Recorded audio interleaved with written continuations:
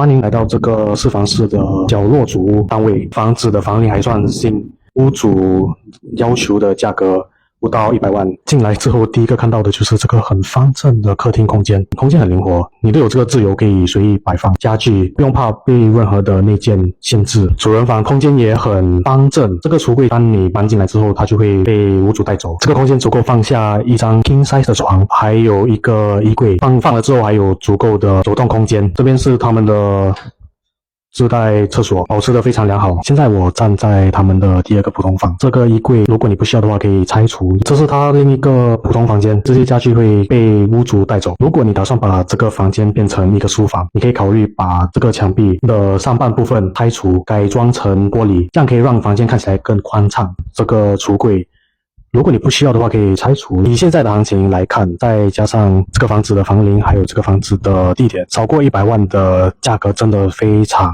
实惠。如果有兴趣，请私信或 WhatsApp 跟我安排看房，要买要快。